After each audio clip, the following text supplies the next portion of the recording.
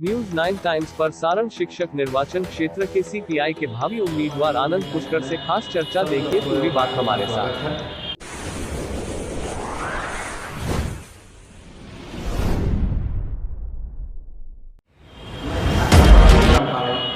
के नरकटिया बोधिट में आया हूँ और मैं आज आपको एक ऐसे शख्स से मिलाना चाहता हूँ और उनसे कुछ सवाल जवाब करूँगा जो इस शिक्षक क्षेत्र के सारण क्षेत्र से सीपीआई के भावी उम्मीदवार हैं।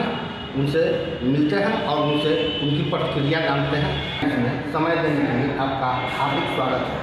धन्यवाद। सबसे पहला सवाल है, आप अपना परिचय दें और इस पश्चिमी चंपारण के नरकटियागंज क्षेत्र में आने का मुख्य उद्देश्य क्या है? देखिए, हमारा नाम तो आनंद पुष्कर हो गया और मैं स्वर्गीय विधायक पांडे जी का छोटा सा और आपको ज्ञात होगा कि 23 अक्टूबर 2022 को उन्होंने अंतिम सांस लिया दिल्ली के मेदांता अस्पताल।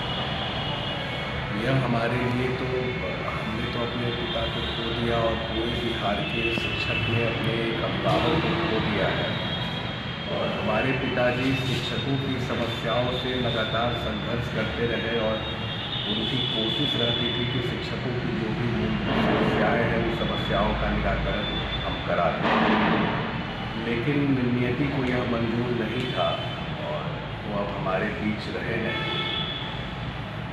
तो हमें सारे हमारे शिक्षक मित्रों ने मुझे एक बल दिया, साहस दिया और कहा कि उनके साथ आप निरंतर कई वर्षों से रहे हैं, उनके हमारी सारी समस्याओं से रूबरू हैं, अवगत हैं और आप हमारी समस्याओं को अब उठाइए और हमारे साथ कदम से कदम मिला के चलिए।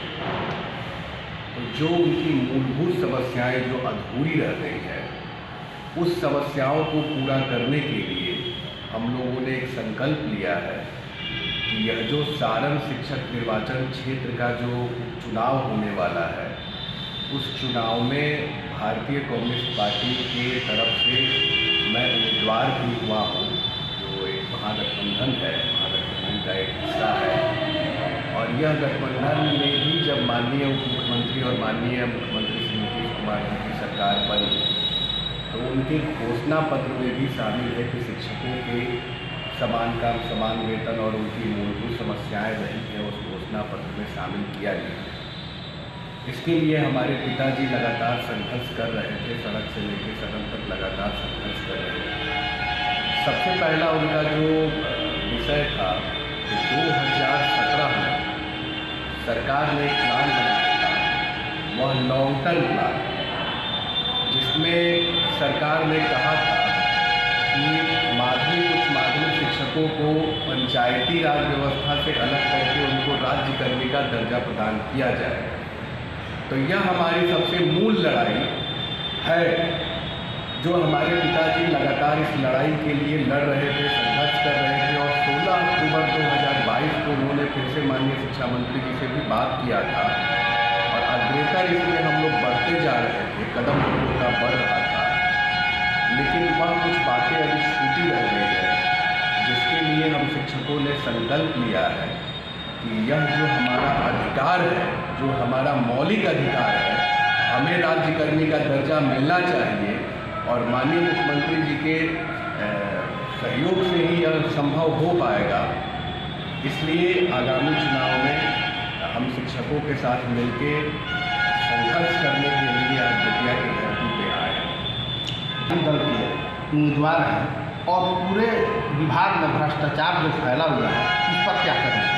इनकी तो जो स्थिति है, अभी जो 2020 में जो हड़ताल हुआ था, तो हमारे पिताजी लगातार इस बात को कहते थे कि 2006 में जो नियोजन नियमावली बनी थी उसका उन्होंने पुरजोर विरोध किया।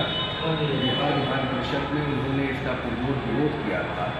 उसके बावजूद भी नियोजन नियमावली लागू की गई और बहुत अल्प वेतन पे हमारे शिक्षक साथियों की नियुक्ति हुई थी। लेकिन धीरे धीरे हमारे शिक्षक साथियों ने हमारे पिताजी के साथ मिलकर संघर्ष किया और वह संघर्ष का कुछ परिणाम रहा कि कुछ थोड़ी उपलब्धि हमें हासिल हुई, जो हमको थोड़ा आगे की ओर लेके गया, लेकिन अभी बहुत कुछ छूटे रह गए हैं जिसको पूरा करना है। और यही अफसरशाही जो बना हुआ है विभाग में, जैसे वेतन विसंगति का मामला है, माननीय मुख्यमंत्री जी ने घोषणा भी किया था शिक्षकों को 15% की बढ़ोतरी, सेवा कर भी बनाई थी, लेकिन विभाग की लापरवाही के द्वारा अभी बहुत सारे एजेंडा अभी फंसे।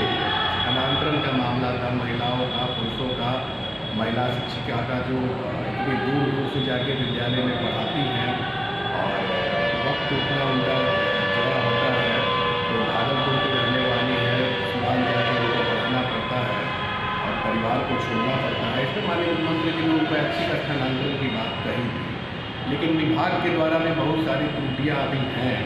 पुरुषों का ऐच्छिक स्थानांतरण का भी मामला है, सेवा निरंतरता का मामला है।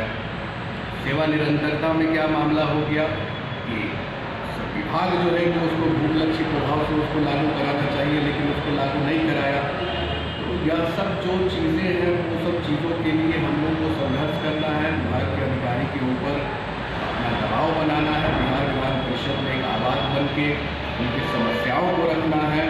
और हमारे जो मित्र साथी हैं जिनको बहुत दिनों से अनुदान नहीं मिल पा रहा है, बोर्ड के द्वारा जो समस्या है, विभाग के द्वारा जो समस्या है, हमारे पिताजी लगातार घाटा अनुदान की बात करते रहे हैं, सदन में उनका ही प्रस्ताव भी रहा है।